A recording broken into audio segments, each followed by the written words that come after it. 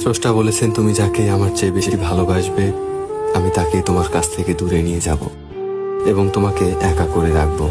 তিনি আরো বলেছেন, কখনো বলবে না আমি তাকে ছাড়া বাঁচব না, তবে আমি তাকে ছাড়াই তোমাকে বাঁচাবো এবং পেছনের অনুগত সব আবেগ কেড়ে নিয়ে তোমাকে দিব্যি সামনে এগিয়ে নিয়ে যাব।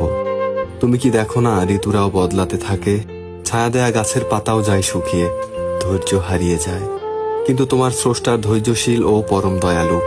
সেই ঝরে যাওয়া পাতার ডাল থেকেই আবার সবুজ পাতা গজায়। তুমি কি দেখো না তোমার স্রষ্টার এই নিদর্শন, যে মানুষটাকে তুমি নিজের অংশ ভাবতে সেই মানুষটাই একদিন অচেনা হয়ে যায়, তোমার মন ভেঙে যায়। এমনকি তোমার বন্ধু ও শত্রুতে পরিণত হয়, আবার শত্রুও খানিক সময় পরে পরিণত হয় বন্ধুত্বে। যে মানুষটাকে নিজের জীবনের চেয়েও বেশি ভালোবাসতে সেও প্রতারণা করে। তবুও তুমি কেন স্রষ্টা বিমুখ হয়ে মানুষকে ভরসা করো? অদ্ভুত এই পৃথিবী। যখন তুমি ভাবো এটা হবে না কখনো, কিন্তু পরক্ষণে সেটাই হয়। সেটাই হবার নয় কি? তুমি বলো আমি পড়বো না, অথচ তুমি পড়ো। তুমি বলো আমি বিস্মিত হব না, অথচ তুমি রোজ বিস্মিত হও। এবং সবচেয়ে বিচিত্র বিষয় হচ্ছে, তুমি বলতে থাকো আমি মরে গেছি, অথচ তুমি বাঁচো।